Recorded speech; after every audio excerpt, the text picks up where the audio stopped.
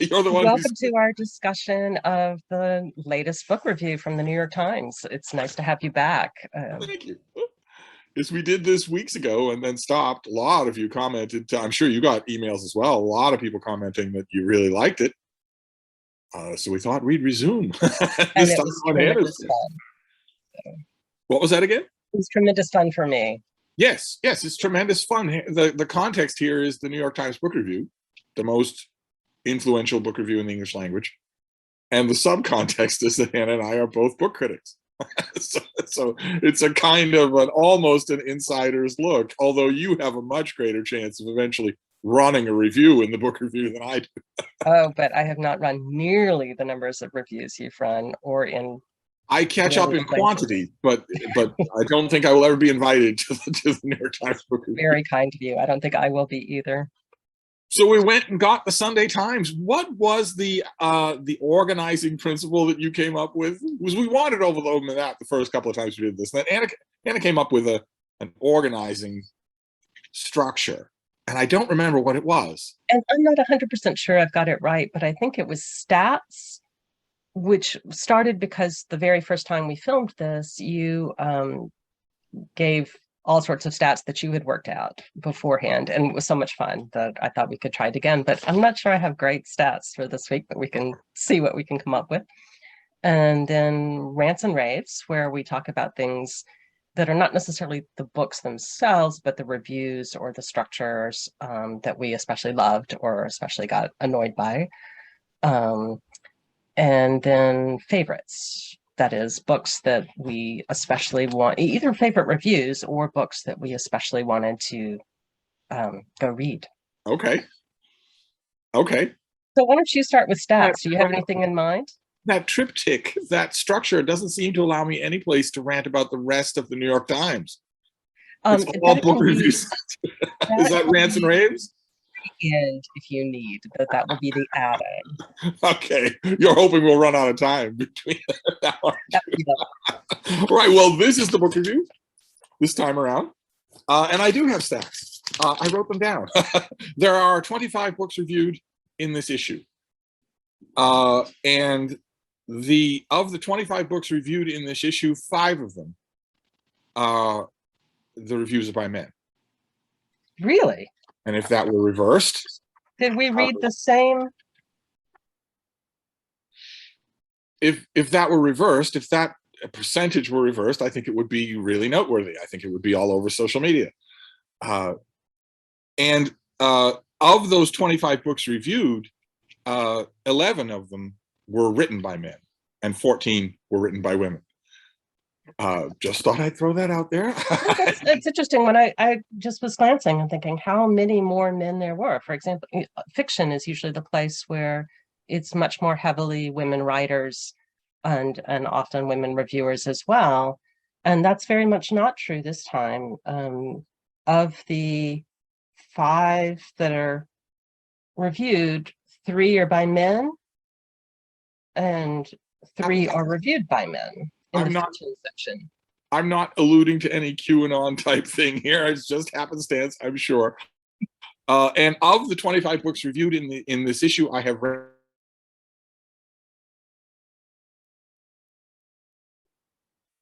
I'm afraid my internet's going out.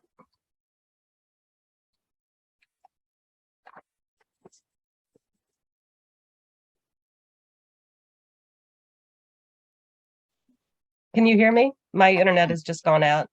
Yes, mine seemed to stay to me, but I lost you. Okay. But now I have you back again. Okay. So I missed what you said at the end, although maybe I don't want to know.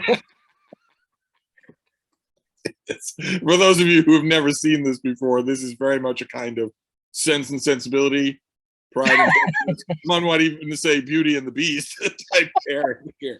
Hannah and I both review books, but we are very different reviewers.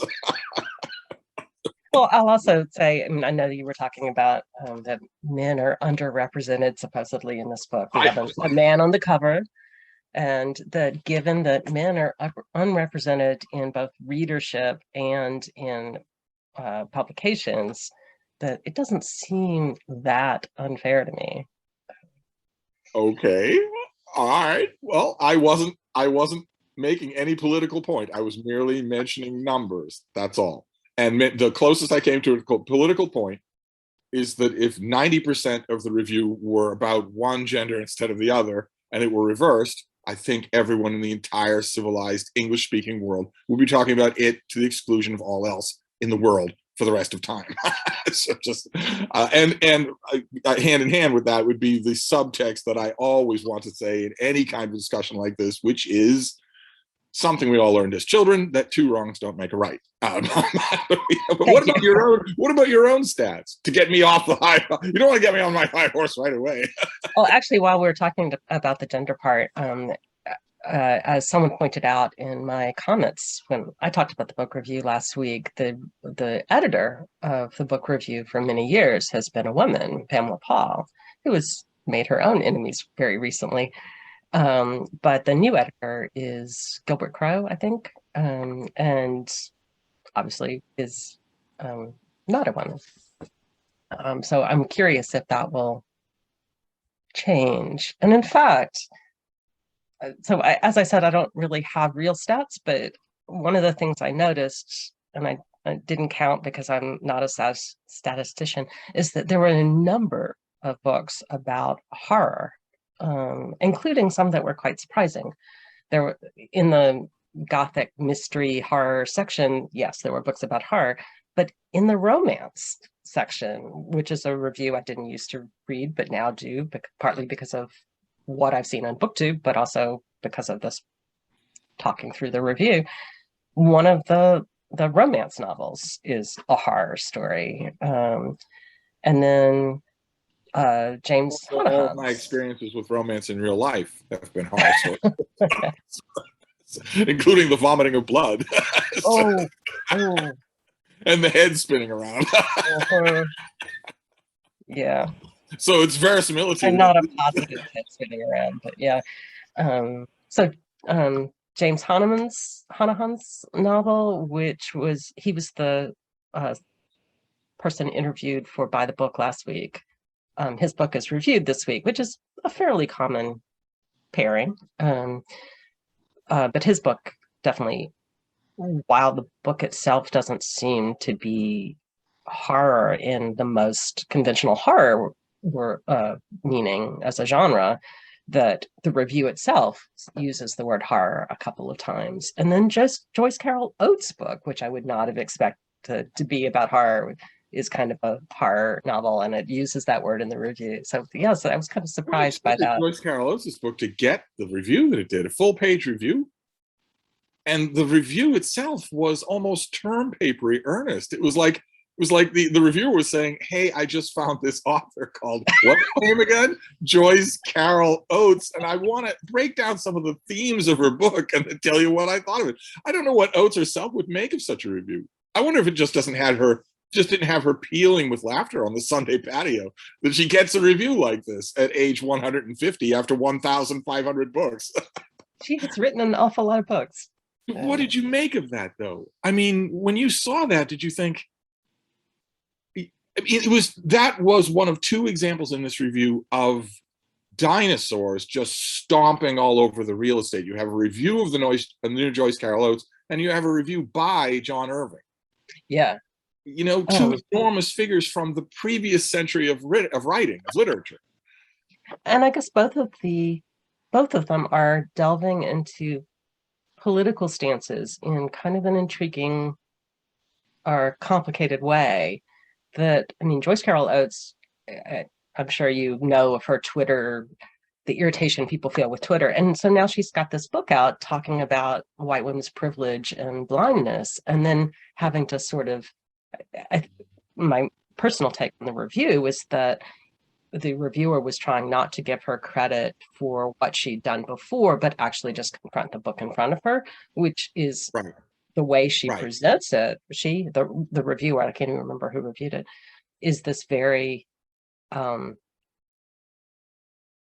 suggestion that Joyce Carol Oates was writing in a ham-handed way, a very simplistic kind of way of analyzing those themes. So of what privilege means in white women's life, and that she's overstating what not overstating, but stating stuff that should just come out of the text or the reader should be able to understand. So, and I don't think it's totally unreasonable to not give someone a lot of credit for the work they've done before in a review. I mean, that mentioning that that person has a long literary history is one thing, and this doesn't, but maybe there's the assumption that everyone knows. It's one of two tacks, right? Either your review is about their body of work or it's about the book in front of you. It's just so ordinarily the reviews that are about the book in front of you are in newspapers for 800 words. They're in, the Cleveland Plain Dealer. They're not a full page in the Sunday New York Times book review. True. I didn't know whether to be happy about that or not. I, of course, am the world's biggest fan of book right in front of you newspaper reviews. Yeah. I don't do the deep dive, chin stroking, 10,000 words. What does this mean? With multiple E's in the word mean. I don't do that kind of thing. So it was nice to see. The whole time I was reading it, I was thinking, what did Oates herself think of this? Yeah. I definitely came away with it and really not wanting to read that book, though. No. And I think that's the way most people who read that review are going to feel, that book does not, from that review at least, that book does not sound like it's on my must-read list. Yeah, it's just, where else is that book going to get a review like this? Anywhere. Yeah. Every review that it gets, if it gets any, I mean, everybody that sees this thing cross their desk knows she has 3 other books this year. So anybody who sees this book, who's going to do this?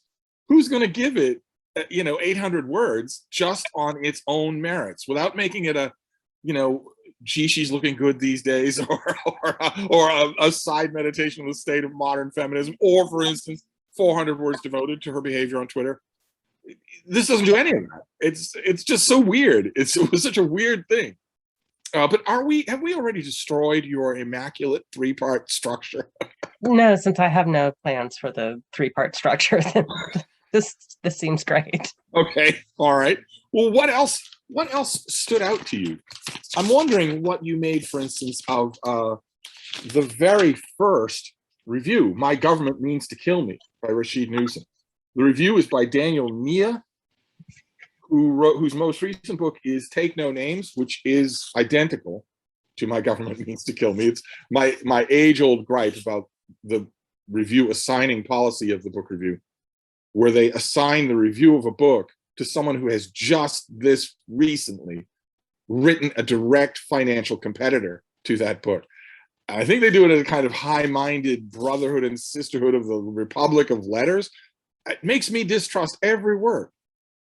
Before I get to what I think about the actual review, I want to respond to that, because I usually very much agree with that I think often people who write novels are not necessarily people who write good reviews. There's an evaluation process. And I think you're also right about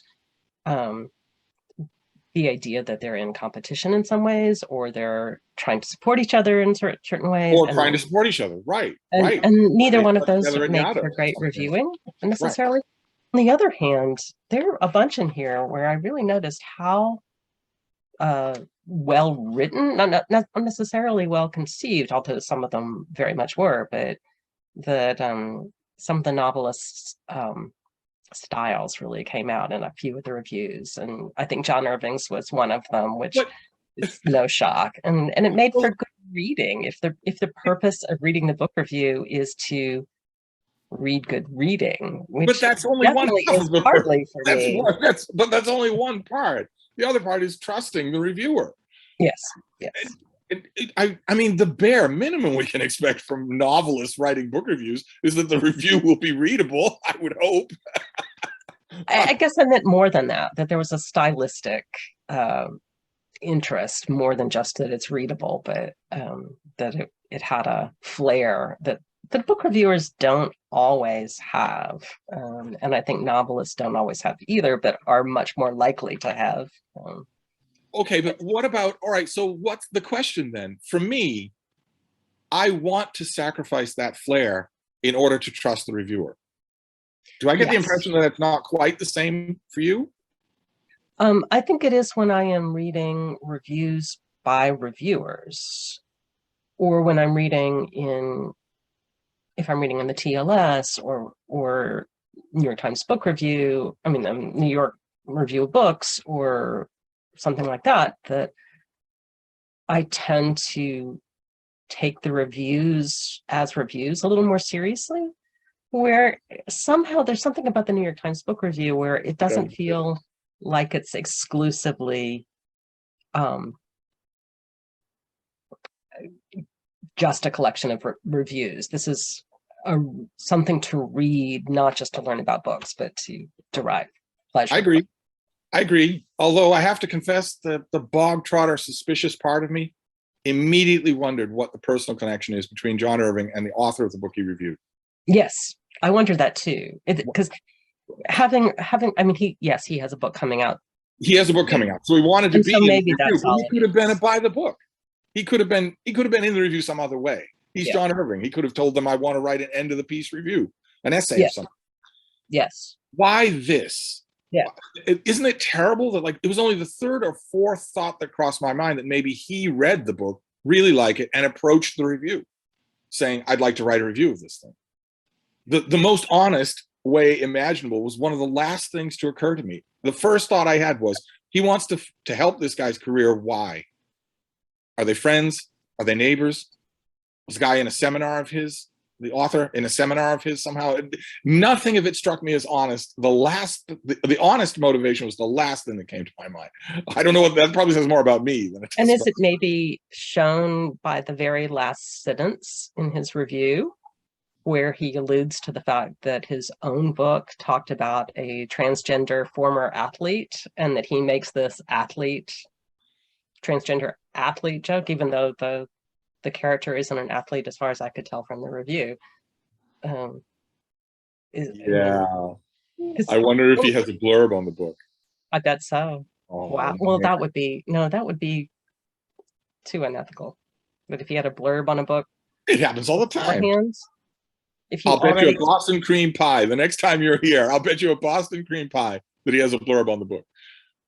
If it's afterwards and from the review, that's fine. But no, I mean an advance blurb, something where they contacted him and said, "Hey, you wrote a book that touched on these issues. It'd mean a lot if you blurbed this thing." I would have thought that was you'd have to tell the review, I can't do it because. In the New York Times Book Review, that you would have to say, I can't do it because I have an advanced blurb on it. Okay. I don't know. I don't think it's against the rules. No, not at all. And we won't know. I mean, we'll have to compare notes down the line. I might owe you a Boston cream pie. But what about that review? I might bring you a pecan pie or something from the South instead. Yeah. I don't want your secessionist pies. Thank you very much. But what about the review? I was really intrigued with the, first of all, this does seem like it's actually a novel rather than a autofiction. But the review starts with this discussion of that on the front of the book, it says a novel, as it often does with memoirs and occasionally with other books, but it was in big capital letters, as big as the title, and the reviewer is sort of commenting on how that's kind of unusual, and it's because it's this fictional annotated memoir, and the idea of an annotated memoir is just so cool to me. I agree. As an historian who loves footnotes, I agree. I haven't read the book yet, and the review made me want to. Yeah. Oh, even yeah. though the reviewer, what's his name again? Daniel Nia, got to the end of his review before he got to the end of his word count. So he figured, I need 5 more words. It should be taught in schools. He just tacks on. It should be taught in schools. Although no explanation in the review as to why. I disagree. I think his argument about this being a way of telling history through this personal lens, which is kind of how academic history, I mean, not this personal, but high schools don't tend to teach history in anything like a personal way, or at least didn't used to. They may now, I guess. But that his argument there is that this talks about the history of gay identity, of AIDS history, of, et cetera, and that it becomes personal and understandable in a way, and by having the annotations can include all this history in something that is a very personal, moving story. So I think that's his argument for why. So was that book an example for you of a book where the review made you want to read the book? Yes, it wouldn't be my number one, but yeah, it definitely, this Whereas made me the Joyce interested Carol in the Oates book in a review, way. if you were neutral about the Oates, the review tipped you over to the negative side. Right. You don't want to read it anymore. Right.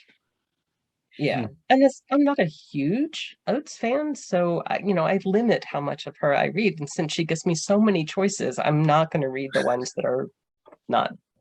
So I don't think, I agree in both cases, and in neither case do I think that was an aim of the reviewer one way or another. Not in the forefront of their mind. I think mainly that was the result of reading the review. Yeah, and I wonder, that's an interesting. do you ever go for that in writing your own reviews? When you're writing a review, is there any part of you that is thinking, in addition to everything else that I want to do, I also want to nudge the reader's elbow in one direction or the other?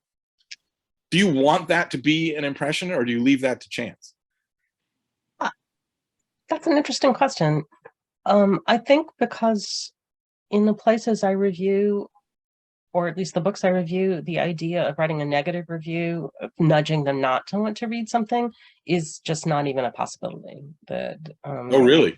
The places they'll do something neutral-ish if it's a big thing, but they don't want to bring some book that's relatively poorly known or advertised, or not going to be the next hot thing to everybody's attention. They have very limited space. They want to review books that they do want to bring to people's attention. Mm-hmm. And so I can't really imagine having an opportunity to say, don't read this book. You really don't want to read this book. Mm. It would just mean I don't publish it. I think. You could always write such a review for Open Letters Review.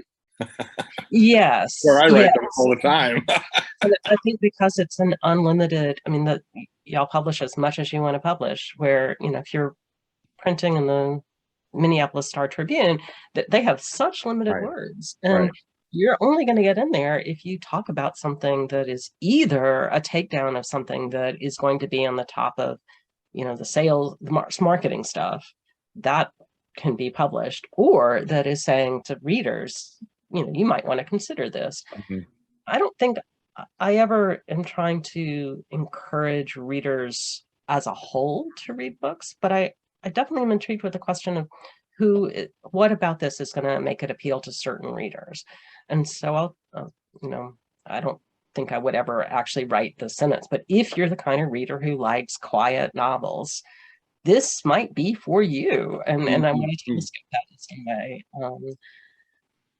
Or if you're the kind of person who doesn't mind, lots of urban modern slang, which is really not my thing when I'm actually enjoying a book, that if you like that or find that immediate and relevant as opposed to sort of off-putting, that I like it in context. I just don't like it when it's being used in the hip, white privileged way of using historically Black speech, for example, or whatever. That's the stuff that puts me off. And if that doesn't put you off and you find it immediate, that you might appreciate these other parts of the book. So yeah. What about the opposite? Where if you read in the New York Times Book Review very much doesn't want you to read the book, but it makes you want to read the book. That happens to me once an issue, at least. Yeah, I think we talked about one a couple of weeks ago when we filmed, or a month ago or whatever, the Seven Steeples, it's not what it's called, about the couple in Ireland. It's been my experience that whenever a review does that, has the opposite effect from its main point. Yeah. Universally, the driver of that is my distrust of the reviewer. And this was not a case of the distrust of the reviewer at all, because the reviewer, I think the reviewer was just saying a lot of people shouldn't read this book. But for those of you who do like this kind of stuff, this is the book for you. This is beautiful, et cetera, et cetera. But that couching is not something I see in the New York Times Book Review a lot. They tend to be talking to a larger readership, I think. And this issue would have been mostly finished or entirely finished before their new editor. Do you think? I'm assuming that, but Are you I don't. waiting for a change of tone? I was wondering if this was the start of it, which, but I don't know. I have no idea. It'll be interesting to see if there is a noticeable change at some It will point. almost certainly be gradual. Yeah. It'll probably be, you know, the end of the year that you'll be able to see this is definitely a different book review. And I really ought to save all my issues so I can go back and try to chase it, but I don't have time to do that, or space to do it. You don't save your book reviews? I don't. Do you? Of course I do. Where? Yeah.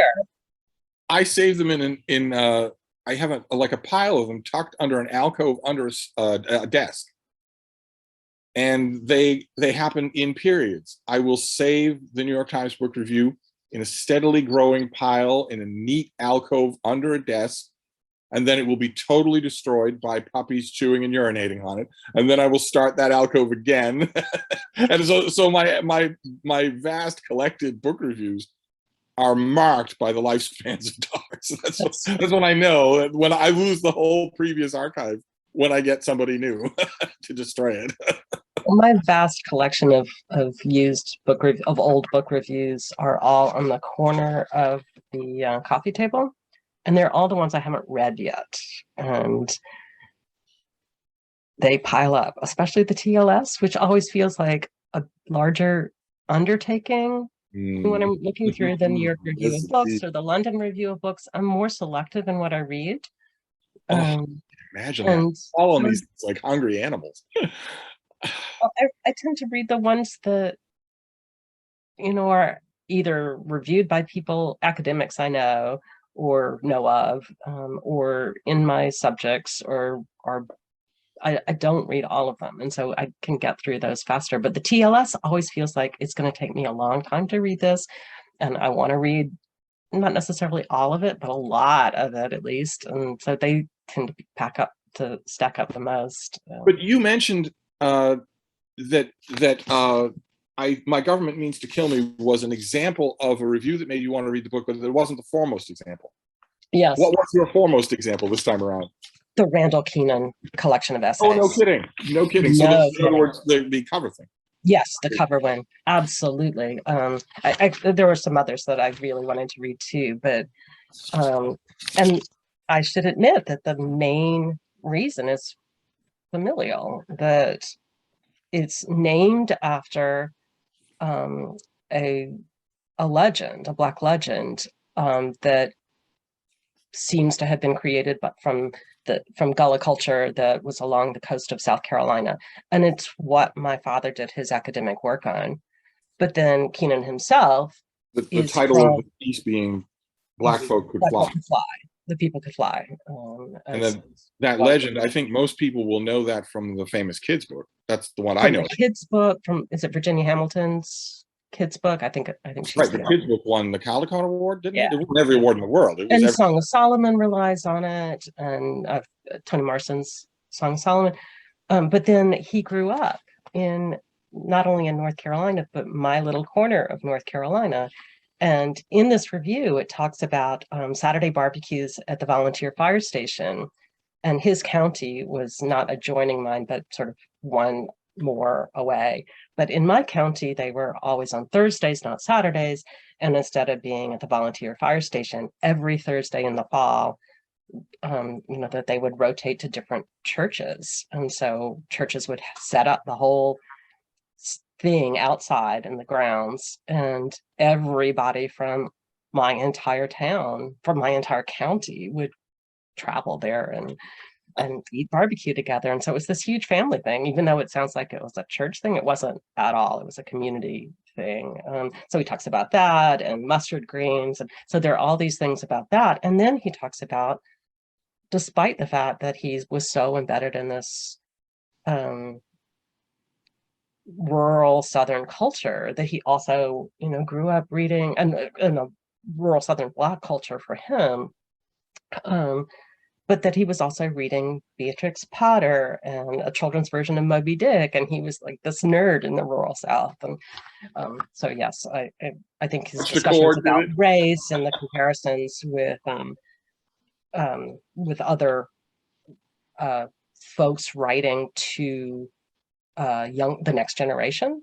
That's a genre that sometimes I love and sometimes I don't. So I'm kind of intrigued to. That's apparently just one of the essays in this collection. But yeah, so that's, I think, was the top of my list. How about you? Did you have one that? Well, most of mine were, because this is the Beauty and the Beast here, most of mine were negative. This book review, like most book reviews, really annoyed me at times, really annoyed me. Both the substance of the pieces themselves, a lot of times, the choices of the books, even the titles, the headlines of the articles, which, the reviewer doesn't write, the editor picks it. What was a review of American Women and the Fight for Equality. The book is by Elizabeth Griffith, and the review is by Mira Tassin. And the title of the piece is "We've Come a Long Way, Maybe." Yeah. And it's just, a title like that drove me crazy, even in light of the fact that women have had a constitutional right taken away just this summer. I guess that was the whole point here, but I actually found myself enjoying most. This is, I think, the second appearance of their literary destinations feature. Oh, Scally-Dandling About the Books version. Yeah. It's Scally-Dandling About the Books in the New York Times. I should totally send this issue to Roz just so she can. I wasn't paying close attention, but I get the impression this is only the second time they've done it. It seems like the first one is being sung, the praises are being sung in the letters page of this issue. Yeah. And oh boy, is it good. I mean, I read it last week, I was like, oh, this has got to be. And then when I saw the letters this week and then saw it in the issue itself. Last week I read it and really liked it, but I got the impression that it was just a one-off. And maybe it was. Maybe they were waiting to see what reader reaction would be. The thing I like most about it is that it's not predictable. Right. You could write one of these things in your sleep. And it's not limited to just new books. And what a pleasure to see, especially I think other reviews do this more, but here, talking about old favorites and how they resonate in the world today. Right. It's a tough bind for the New York Times Book Review. I have a feeling that you and I are not the only readers out there who would love to read recommendations, discussions of older stuff more often in the Sunday New York Times Book Review. But look at the venue that we're describing. Periodically, I think we're running out of time actually, but periodically, I think the short list at the back where reviewers choose 3 books that are somewhat related needs to have like a I can see the other side of it though. The editorial powers that be at the book review saying we are the foremost English language book review in the world. We simply cannot justify giving more than a tiny amount of space to books that aren't new, considering how many new releases are pending on any given week. Right. The list of reviewable new releases just for the week of this book review. This is the first week of September. Oh my God, you know as well as I do. It's a mountain, an absolute mountain. You could have 10 book reviews and you couldn't cover them all. So I understand why they don't want to do it, but we are running out of time, aren't we? And I haven't ranted about anything at all in the rest of the paper.